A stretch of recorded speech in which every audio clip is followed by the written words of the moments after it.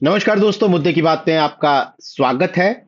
उत्तर प्रदेश विधानसभा चुनाव से पहले आरक्षण का मुद्दा एक बार फिर सियासत के केंद्र में है। हालांकि आ, उत्तर प्रदेश के डेप्यूटी सीएम ब्रिजेश पाठक की इंटरवेंशन के बाद, दखलंदाजी के बाद या कहें आश्वासन के बाद अब हमें सड़क पर हो रहे वो धरने, प्रदर्शन या आंदोलन तो नहीं दिख रहे हैं जो आरक्षण को हटाने को लेकर शुरू हुए थे, दिल्ली से लखनऊ पहुंचे थे। लेकिन फिर भी सियासी गलियारों में इस मुद्दे ने हलचल को तेज किया हुआ है। समाजवादी पार्टी के अध्यक्ष अखिलेश यादव ने पीडीए समाज के खिलाफ बीजेपी और उसके सहयोगियों की एक साजिश इस पूरे मसले को बताते हुए साफ तौर पर कहा है कि आरक्षण था, आरक्षण है और आरक्षण रहेगा। और तमाम पार्टियां, कोई भी पार्टी इसमें पीछे नहीं रहना चाहती। ओम प्रकाश राजभर जो कि योगी सरकार में कैबिनेट मंत्री हैं, उन्होंने अखिलेश यादव पर पलटवार किया है। बसपा सुप्रीमो मायावती ने राहुल गांधी को घेरा है, इस पर वो हमलावर है राहुल गांधी पर, वो जिस तरह से इस मुद्दे को उठा रहे हैं। अब सवाल ये उठता है कि 2027 के यूपी विधानसभा चुनाव में आरक्षण का ये मुद्दा क्या अखिलेश यादव के पीडीए एजेंडो को 2024 के लोकसभा चुनाव की तरह उसी तरह गोलबंद कर देगा जैसे तब संविधान का और आरक्षण का मुद्दा गोलबंद हुआ था। वो मुद्दा एक बड़ा मुद्दा बन गया था और उसका सीधा फायदा एनडीए को हुआ था। माफ कीजिएगा, उसका सीधा फायदा इंडिया गठबंधन को हुआ था। या फिर ये अखिलेश यादव की उन तमाम कोशिशों को ध्वस्त कर देगा जो पिछले दिनों उन्होंने पी से पंडित और तमाम जो जनरल कैटेगरी के वोटर हैं उनको साथ लेकर चलने को लेकर भी चलाई थी। अब तो वो साफ कह रहे हैं कि आरक्षण था, आरक्षण है, आरक्षण रहेगा। इस पर बात करने के लिए हमारे साथ हैं वरिष्ठ राजनीतिक पत्रकार और राजनीतिक विश्लेषक हेमंत तिवारी जी। तो हेमंत जी, मेरा सवाल आपसे पहला यही है कि जिस तरीके से अखिलेश यादव ने इस मसले पर स्टैंड लिया है, मैं बार बार अपने दर्शकों को एक बार फिर अंडरलाइन कर दूं कि ये मसला जो है, हम इसकी बात कर रहे हैं जब आरक्षण हटाने को लेकर एक वो हर्ष दुबे जो एक एक्टिविस्ट है, उन्होंने ये आंदोलन शुरू किया। उसके बाद जो इस पर रिएक्शंस आए तो अखिलेश यादव ने साफ तौर पर एक स्टैंड लिया कि आरक्षण के साथ हैं वो, और आरक्षण हटाना एक गहरी साजिश है बीजेपी और उसके सहयोगियों की। तो क्या 2024 के संविधान बचाओ नैरेटिव की तर्ज पर 2027 के लिए भी कोई नैरेटिव तैयार हो रहा है क्या? देखिए, मामला बेहद गंभीर है। जी। एक ऐसी बारीक लाइन है जिसमें जो फंसा वो डूबा। बात मैं उत्तर प्रदेश के जो अगले लोकसभा विधानसभा चुनाव होने हैं उसकी कर रहा हूं। लोकसभा चुनाव में आरक्षण खत्म करने को लेकर के एक जो कंफ्यूजन की स्थिति बनाई गई, उसका प्रत्यक्ष लाभ अखिलेश यादव को मिला, यानी इंडिया ब्लॉक को मिला। सबने देखा, अभी अभी आपने बताया। जो समाजवादी पार्टी पिछले 10 साल से, यानी पिछले 2 लोकसभा चुनाव में मात्र 5 सीटों पर रह गई थी, उसने करीब 6-7 गुना का जंप मारा। देखिए, उत्तर प्रदेश में जब भी चुनाव होते हैं, जातीय गोलबंदी, जातीय आधार बहुत बड़ा फैक्टर होता है। आज से नहीं, मंडल कमंडल की राजनीति का दौर जब से शुरू हुआ, यानी आप समझ लें कि 90 के दशक से, तब से हमने लगातार देखा है और उसी हिसाब की पॉलिटिक्स यहाँ होती है, सब वही राजनीति करते हैं। अब यहाँ बड़ी मुश्किल है। उत्तर प्रदेश की पॉलिटिक्स की बहुत बड़ी सच्चाई है कि आप खाली अगड़ा बनाम पिछड़ा करके सरकार नहीं बना सकते। इतिहास गवाह है। अखिलेश यादव 2022 की असेंबली इलेक्शन की जो तैयारी की, जिस आधार पर लड़ा, वो अगड़ा बनाम पिछड़ा था। यही स्वरूप उन्होंने थोड़ा बृहत्तर करते हुए 2024 का चुनाव लड़ा। लेकिन 2024 के चुनाव में उन्होंने जो जाति गोलबंदी की और टिकटों का आवंटन जिस तरीके से किया, जितना स्मार्टली किया, उसमें आरक्षण खत्म करने और संविधान बदलने के मुद्दे ने बहुत प्रभावी तड़के का काम किया और भारतीय जनता पार्टी को बड़ी चोट लगी। इतनी बड़ी चोट जिसकी वजह से वो केंद्र में अकेले अपने दम पर पूर्ण बहुमत की सरकार बनाने से विरत रह गई।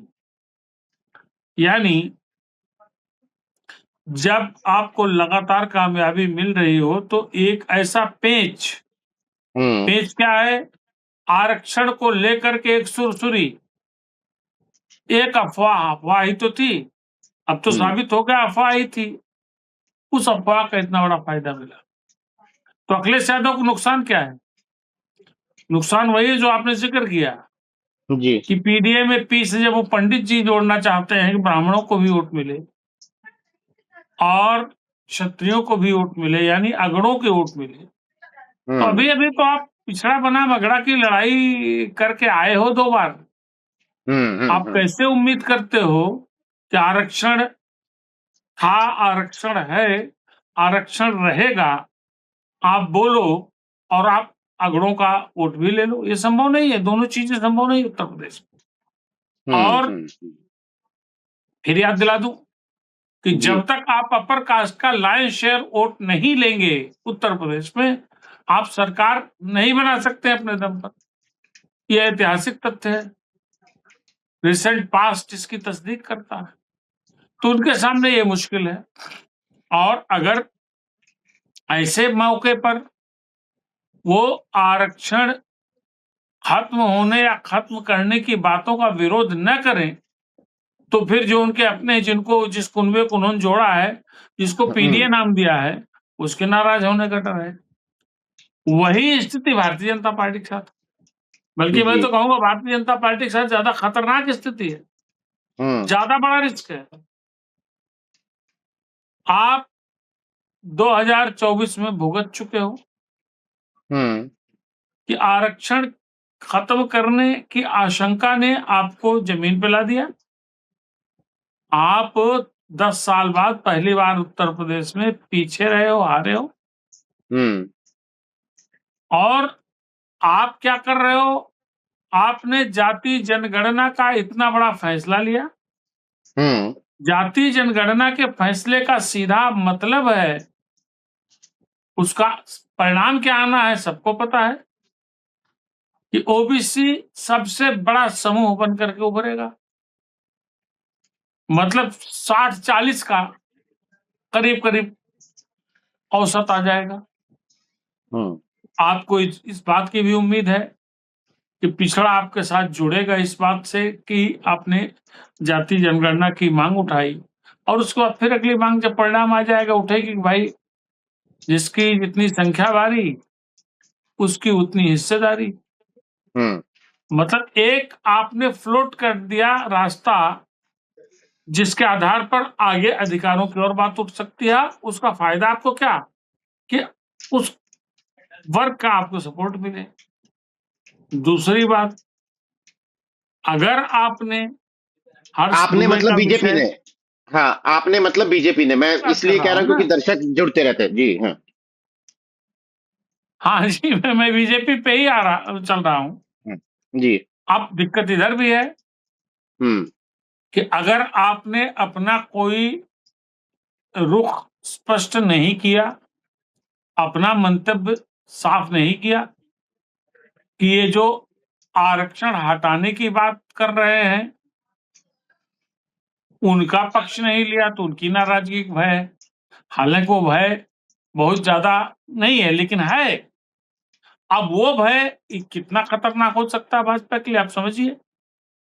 उसी के दम पर भारतीय जनता पार्टी की राजनीति की बुनियाद टिकी हुई है जी।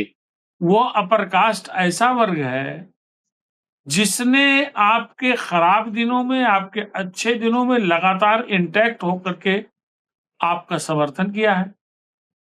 अगर वो नाराज हुआ तो आपकी बुनियाद ही दरक जाएगी साहब। तो खतरा इधर भी है खतरा उधर भी है। ऐसे में भारतीय जनता पार्टी को इस बात का इल्हाम है कि साहब किसी तरीके से बच लिया जाए, नहीं ये नाराज हो ना वो नाराज हो, क्योंकि किसी एक वर्ग की नाराजगी भारी पड़ सकती है और किसी एक वर्ग को साथ लेकर के आपका जो विजय रथ जो निर्बाध गति से दौड़ रहा है उस पर ब्रेक लग जाएगा। तो ये कुल मिलाकर के नीरज जी मेरा कहने का अर्थ है कि दोनों पक्ष जो है, चाहे एनडीए हो चाहे इंडिया ब्लॉक हो, उत्तर प्रदेश में बहुत रिस्की पटरी पर हैं। जरा सा फिसले तो चले गए। मतलब इधर भी खतरा उधर भी खतरा। तो ऐसे में मुझे लगता है कि अखिलेश यादव का यह स्पष्टीकरण कि आरक्षण है, आरक्षण था, आरक्षण रहेगा, ये दिक्कत तलब हो सकता है। भारतीय जनता पार्टी ने तो स्मार्टली अपने आप को किनारे कर लिया, सिवाय इस बात के कि एक सरकारी दखल हुआ कि ब्रजेश पाठक जो डिप्टी सीएम हैं और उत्तर प्रदेश में भाजपा के सबसे बड़े ब्राह्मण चेहरे हैं, सबसे ज्यादा लोकप्रिय माने जाते हैं, सबसे बड़े पद पर हैं ब्राह्मण वर्ग में रहते हुए, तो साहब उनसे आपने वो हर्ष दुबे वाला प्रेस कॉन्फ्रेंस करा दी। मतलब आपने एक एश्योरेंस दे दिया, उधर मामला शिथिल हो गया। चीज मतलब अब भी यही कोशिश है कि न इधर बिगड़े न उधर बिगड़े। न तो ओबीसी और दलितों को नाराज किया जा सकता है, न अपर कास्ट को नाराज किया जा सकता है। तो दोनों पक्ष इसी उलझे हैं। लेकिन अखिलेश यादव को जरूर इस बात का आभास है कि जिस तरीके से हमने कैंडिडेट्स दे करके, जिस तरीके से ओबीसी को जोड़ा, 2014 के बाद ओबीसी का जो एक बड़ा हिस्सा भाजपा के खेमे में था उसको तोड़ा। तो ओबीसी जोड़े, मुसलमान जोड़े तो भी हमारी लाइन थोड़ी बेहतर होगी, लेकिन इसमें भी बड़ा रिस्क है नीरज जी, ऐसा मैं समझता हूँ। आपने जो बात कही कि ब्रजेश पाठक ने हर्ष दुबे के साथ एक प्रेस कॉन्फ्रेंस की, आश्वासन दिया, तो ये तो सरकार की तरफ से एक हालांकि उसके बाद मामला जो उन्होंने 2 दिन की बात कही थी, फिर कहा था केंद्र में लेके जाएंगे, वैसा कुछ तो अभी तक नहीं हुआ है। लेकिन क्या आपको लगता है कि वो भी एक स्थिति जो थी, वो भी एक स्टेटमेंट तो हो ही गई ना कि हाँ सरकार भाई वो आदमी जो कह रहा है आरक्षण हटाओ, उसको लेकर आंदोलन कर रहा है, उसके साथ सरकार का बड़ा मंत्री बैठा हुआ है, तो वो भी तो एक मैसेजिंग हो गई ना। बात बहुत सही आपने, लेकिन यहाँ भी भाजपा ने बहुत स्मार्टली खेला है। जी। ये प्रदर्शन कहाँ हो रहा था? ये प्रदर्शन दिल्ली में हो रहा था। ये जो मांग थी, इस मांग का समाधान कहाँ से होना है? अगर इस पर कोई निर्णय लिया जाना है, वो तो केंद्र से लिया जाना है, दिल्ली से लिया जाना है। ये तो राष्ट्रीय स्तर का मसला है। तो अगर राष्ट्रीय स्तर का मसला है और भारतीय जनता पार्टी चाहती है कि वो बात करे और इसमें गंभीरता से लाए, तो ये बात तो दिल्ली से होनी चाहिए थी ना। ये प्रेस कॉन्फ्रेंस तो दिल्ली में करनी चाहिए थी ना। कोई अपर कास्ट का बड़ा चेहरा दिल्ली में या केंद्र सरकार का वो आता और हर्ष दुबे जो भी लोग इस तरह प्रदर्शन कर रहे हैं या करना चाहते हैं उनको साथ लाता, बोल देता, या फिर ये मामला लखनऊ नहीं लाया जाता। तो लखनऊ मतलब ब्रजेश पाठक को सामने ला करके, ब्रजेश पाठक से ज्यादा बड़े बड़े सवर्ण चेहरे हैं भारतीय जनता पार्टी के पास, केंद्र सरकार के पास। अब मामला खाली उत्तर प्रदेश का है तो नहीं। तो ऐसी हालत में मान लीजिए, एक तो पहले क्या हुआ कि थोड़ा मामला ढीला पड़ गया, शांत पड़ गया, ठीक है। राजनीति है, राजनीति में आश्वासन दे दीजिए, फिर इंतजार कीजिए, चलता है साहब। अब ब्रजेश पाठक ने कह दिया कि 2 दिन में इस पर फैसला लिया जाएगा, बात करेंगे, वो दिल्ली में बात करेंगे, सारी चीजें करेंगे, लेकिन हुआ तो कुछ नहीं साहब। तो लेकिन हुआ क्या वही जो भारतीय जनता पार्टी चाहती है कि यह आग भी न आगे बढ़े। यह आग आगे बढ़ेगी तो दूसरी तरफ आग लग जाएगी। दोनों आग भाजपा के लिए खतरनाक है, इसलिए कोई न कोई उपाय करके मामले को, जैसे फाइल्स पेंडेंसी में चली जाती है ना, ये विषय धीरे धीरे लंबित या विलंबित कर दिया जाए। मतलब कहीं थोड़ा सा धुआं है तो धुआं हल्का हो जाए, धुएं से आग न लगे। ये तो भारतीय जनता पार्टी ने स्मार्टली इसको डील किया और ब्रजेश पाठक को इसके लिए चेहरा बनाया। अगर ऐसा नहीं होता तो बात ज्यादा खराब होने के आसार जरूर थे, क्योंकि एक निर्णय लेना पड़ता, एक बड़ा निर्णय लेना पड़ता। सही बात। निर्णय कठोर भी हो सकता था। कठोर निर्णय होता तो उसका संदेश पूरे देश में बहुत खराब जाता। और अगर निर्णय नहीं होता तो एक पक्ष को नाराजगी, अगर निर्णय हो जाता तो दूसरा बड़ा पक्ष जो है उसकी नाराजगी। तो फिलहाल उसको ठंडे बस्ते में डालने का एक यत्न किया गया। जी। एक छोटा सा जवाब मायावती पे भी, हालांकि वहां भी स्थिति तो वही है। पिछले दिनों मायावती ने, मतलब अगर अखिलेश यादव पवन पांडे को अयोध्या से पहला टिकट दे रहे थे तो बड़ी खबर बन रही थी कि हाँ देखिए ब्राह्मण समाज के नेता को टिकट देकर अखिलेश यादव ने संदेश दिया है।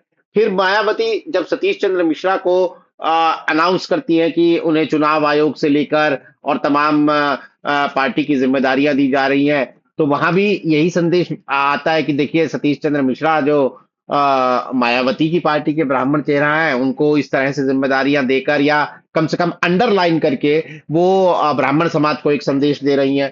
तो ये तो मायावती के साथ भी तो यही प्रॉब्लम है। मतलब मेरा कहने का मतलब ये है कि दो सवाल है। क्या आपको लगता है कि ब्राह्मण समाज की जिस नाराजगी की बात पिछले कुछ महीनों से कर रहे थे, क्या वो नाराजगी स्टैंड करती है? और अगर वो इन हालात में बीजेपी से छिटकता है तो अखिलेश यादव की अपनी कोशिशें, पवन पांडे, सनातन पांडे, ब्राह्मण सम्मेलन, तमाम चीजें, और इधर मायावती की अपनी कोशिशें सतीश चंद्र मिश्रा को के अलावा वो सोशल मीडिया पर भी लगातार ब्राह्मण समाज को एड्रेस करती रही हैं, आउटरीच करती रही हैं।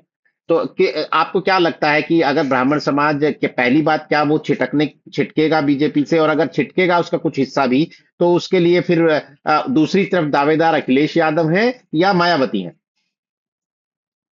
यहाँ तीन बातें हैं, दो के बजाय। जी जी। पहली बात कि ब्राह्मण इस वक्त नाराज थोड़ा है। पिछले कुछ महीनों से केंद्र सरकार के कुछ ऐसे निर्णय हुए जिससे असंतोष पैदा हुआ ब्राह्मणों में। लेकिन उसके बावजूद मैं जो देख पाता हूं उत्तर प्रदेश में, ब्राह्मण छिटकने वाला नहीं था। विपरीत परिस्थितियों में भी ब्राह्मणों ने भारतीय जनता पार्टी का साथ दिया।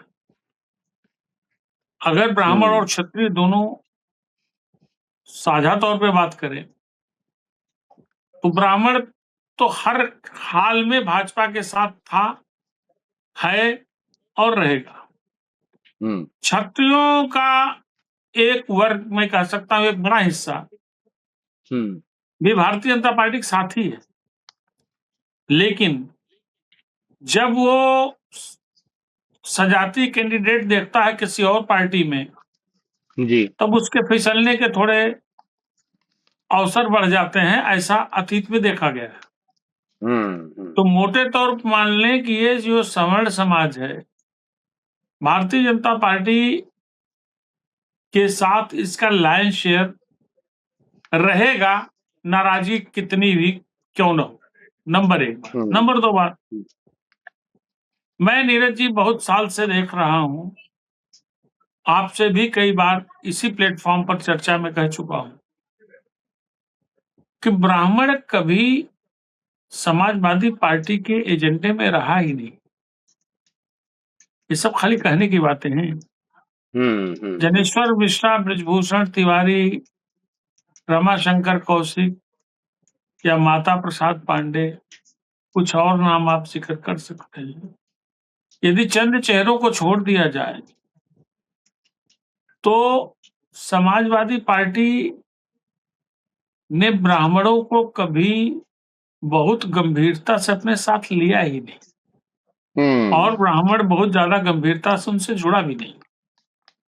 आज भी मेरा मानना है कि आप सनातन पांडे, पवन पांडे, माता प्रसाद पांडे, ये 3 पांडवों का जिक्र आप कर सकते हैं, ठीक है, चर्चित चेहरे हैं, लेकिन ब्राह्मणों का अधिसंख्य हिस्सा भारतीय जनता पार्टी के साथ रहा है और रहेगा। तीसरी बात, नीरज जी, ये मेरा अपना अध्ययन है, हो सकता है इससे बहुत से लोग इत्तेफाक न रखें। 2007 इकलौता ऐसा चुनाव था असेंबली का उत्तर प्रदेश में जब ब्राह्मणों का एक अच्छा खासा वर्ग बसपा से जुड़ा था जी। अगर कोई ये कहता है कि ब्राह्मणों ने ही सरकार बनवा दी 2007 में पूर्ण बहुमत की, तो ये गलत है। सही बात है, आंकड़े भी वो नहीं संपूर्ण ब्राह्मण बसपा के साथ उस वक्त नहीं गया।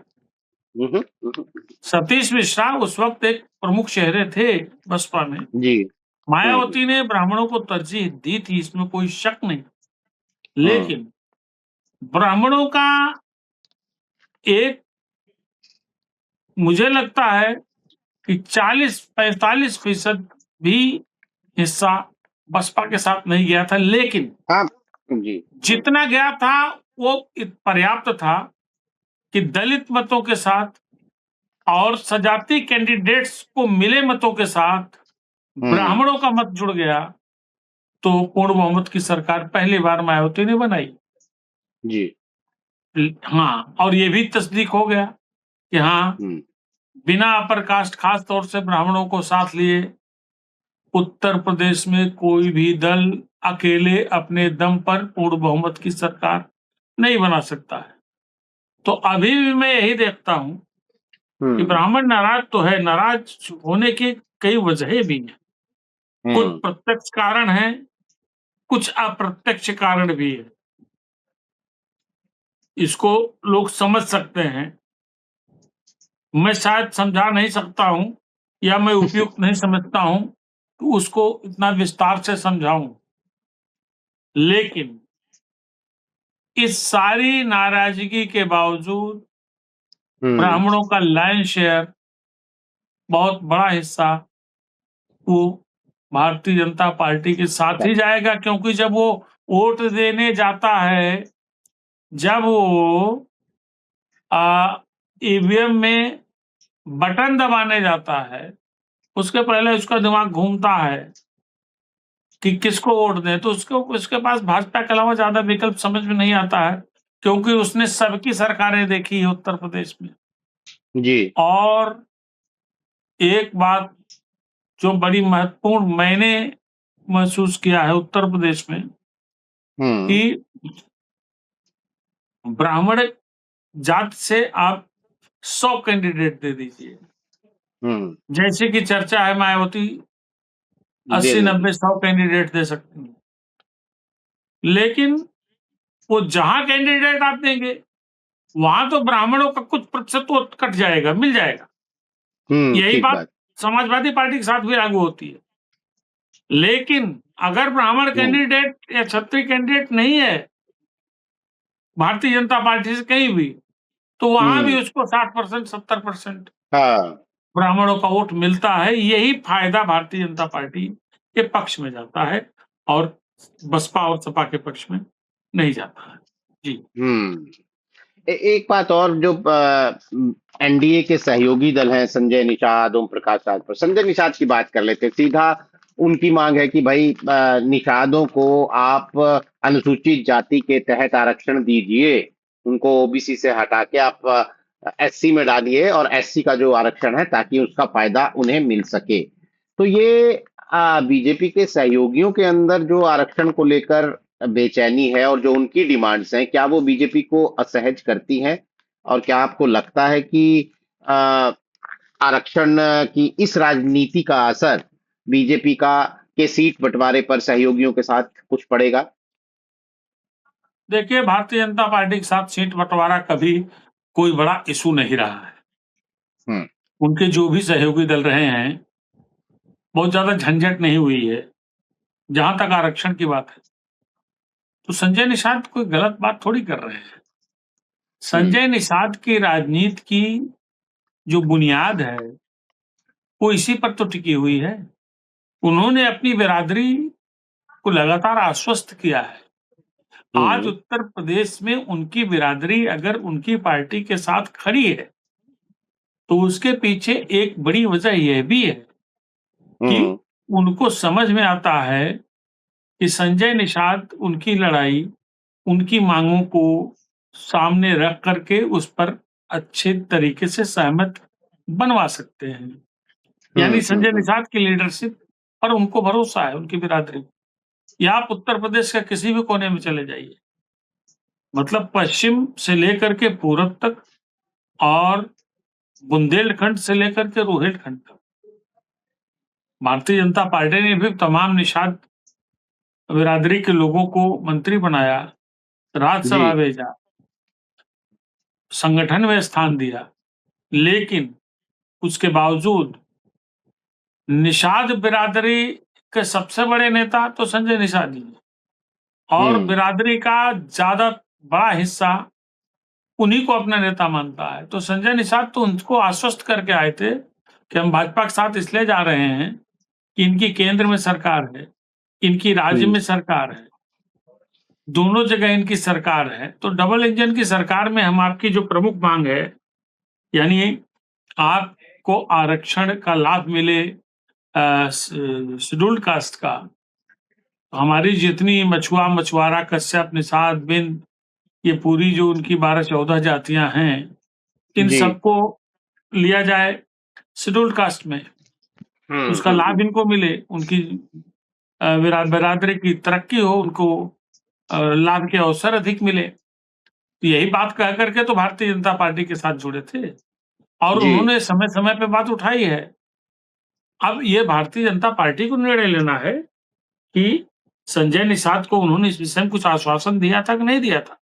अगर आश्वासन दिया था तो भारतीय जनता पार्टी की एक नैतिक जरूरत इसको कही जाएगी कि उसको पूरा करें, उसके लिए जो भी प्रक्रिया है उसको प्रारंभ करें।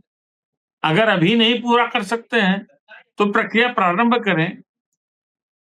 वो तो लखनऊ और दिल्ली दोनों जगहों से होना है। ये अलग बात है कि अतीत में इस बिरादरी को बेवकूफ बनाने के लिए उत्तर प्रदेश की असेंबली से पास करके आपने भेज दिया, उसके बाद उसका कुछ पता ठिकाना नहीं उस पर क्या हुआ। तो संजय निषाद को जनता के बीच में जाना है और जवाब देना है। सवाल तुमसे अभी भी होने लगे हैं कि भाई हमारे आरक्षण क्या हुआ जी। आप तो कहते थे कि हम आपको दलित जात में शामिल करा करके उसके आरक्षण का लाभ दिलाएंगे, क्या हुआ? आप इस तरह के सवाल उठने लगे हैं, उनको जवाब देना है तो बात तो उठाएंगे। जहां तक सीट शेयरिंग का प्रश्न आपने उठाया जी, तो मुझे लगता है सीट शेयरिंग की समस्या इंडिया ब्लॉक में ज्यादा है। अच्छा। समाजवादी पार्टी और कांग्रेस में कितनी सीटें ली जाएं, कितनी सीटें दी जाएं, इसको लेकर के बहुत ज्यादा घमासान की स्थिति दिखाई पड़ रही है। यहाँ तो क्या है कि ओम प्रकाश राजभर, डॉक्टर संजय निषाद और अनुप्रिया पटेल को तो अमित शाह बुला लेते हैं, बात कर लेते हैं, लिस्ट डिस्कस कर लेते हैं, सीट फाइनल हो जाती है। इनमें से कोई ऐसा नहीं जो जीत पकड़ ले और कहे कि नहीं हमको इतनी सीट चाहिए। ये समस्या है। वहां दिक्कत दूसरी है। कांग्रेस को लगता है कि समाजवादी पार्टी के मुकाबले अब उनकी ओर भी बहुत ज्यादा लोग देख रहे हैं।